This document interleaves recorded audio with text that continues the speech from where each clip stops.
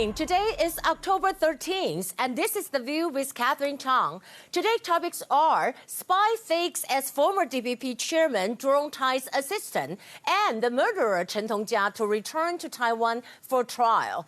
First, I want to talk about spy fakes as former DPP chairman Zhou Tai's assistant.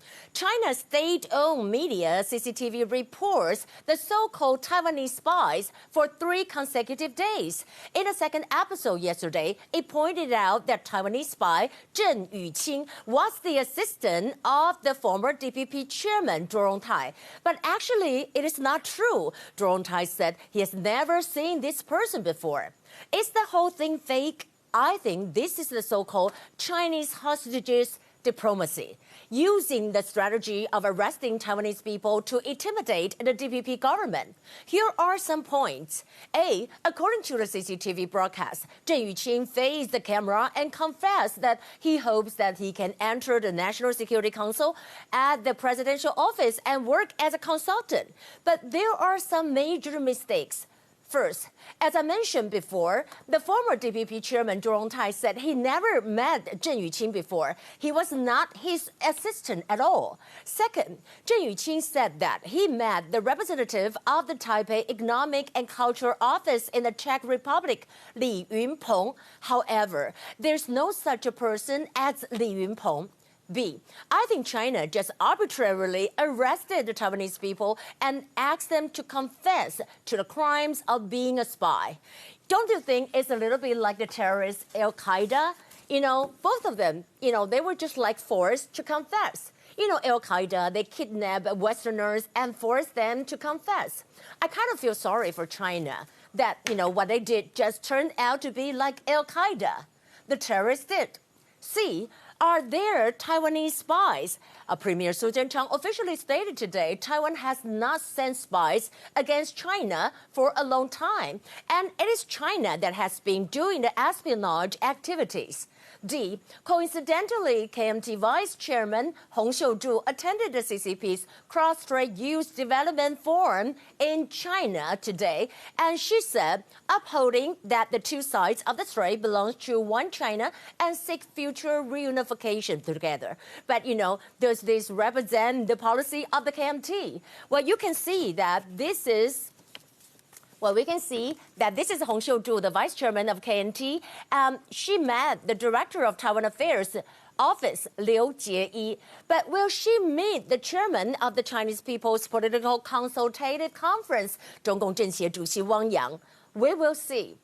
I think China is playing the so-called Taiwan spy card, but Taiwanese people are not interested in it at all. China's main purpose is to make the 大外宣, the grand external propaganda, and it wants to show the world that Taiwan spies together with the U.S. to do the overturn of the Chinese Communist Party. However, no one in the world will believe it. Second issue I want to talk about, the murderer Chen Dongjia to return to Taiwan for trial. Chen Dongjia, he has indicated through his lawyer that he wants to come to Taiwan. But I think this might be Hong Kong's fake move. Why? A, let me first talk about the Chen Dongjia incident.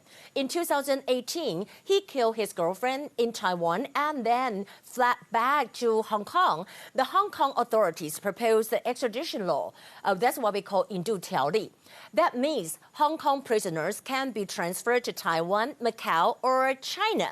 However, because Hong Kong people fear that they could be sent to China without due process, so they protest strongly. That is what we call the anti-extradition law movement, 反送中事件. B, if Chen Dongjia really wants to face the trial in Taiwan, he should take Taiwanese airline and then be arrested on the plane by Taiwanese police. But the question is, what if Hong Kong regards Taiwan as part of China and does not want to do so?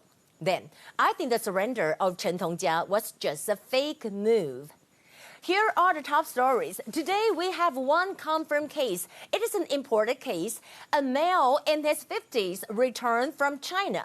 First, Let's look at the Taiwanese spy episode performed by China after Li Mengji CCTV announced China caught another Taiwanese spy. CCTV said that Zheng Yuqing uses academic posts in Europe as a cover to collect intelligence and conspire with a representative of the Taipei Economic and Culture Office in Prague, Li Yunpeng.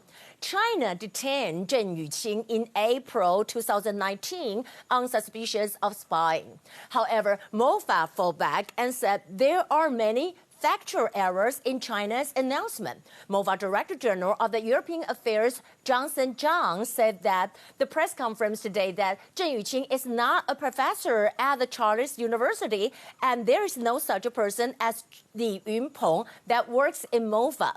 And this showed that China deliberately fabricated the truth and violate basic human rights. But CCTV launched Zheng Yuqing's confession video, and he said, no country can tolerate the splitting of a country. I know what I did was harmful to mainland China. We know that, China additionally also claimed Zheng Yuqing as a former DPP chairman's assistant. It said Zheng Yuqing previously was an assistant to the former DPP chairman Zhuo Rongtai. But actually, as I said in the beginning, it's not true. Former DPP chairman Zhuo Rongtai fought back and said that Zheng Yuqing had never worked for me. I don't even know him. This news is obviously wrong reporting. And Taiwan Premier rebutted China's accusation too. Premier Chang said that China always forces innocent people to confess the crime that they didn't even do to slander and create terror. Taiwan has not done such things, and there's no need to do such things. China doesn't want and doesn't know that Taiwan has been free, democratic for a long time. Besides that, Taiwan Mainland Affairs Council denounced China's wrongful allegation. Spokesperson of Taiwan's Mainland Affairs Council, Chiu Chui-zhen, said that the CCP has repeatedly made malicious political hype, falsely accused Taiwanese of engaging in espionage. It is completely not in line with the due process. On the other hand, talking about the U.S. arms sale to Taiwan, Reuters published an article today with the title, White House Moves Forward on 3 arms sales to Taiwan. You can see they are HIMARS, long-range air-ground missiles, external sensor pods for F-16 jet. The informal notifications are, first, high-mobility artillery rocket system, HIMARS, made by Lockheed Martin. We know the range can reach like 300 kilometers, which can shoot to the coastal areas of Fujian and Zhejiang in China. Second, long-range air-to-ground missiles made by Boeing Corporation, which is also called the Slammer. Third, external sender, we're talking about the pods for F-16 jets that allow the real-time transmission of imagery and data from the aircraft back to ground station.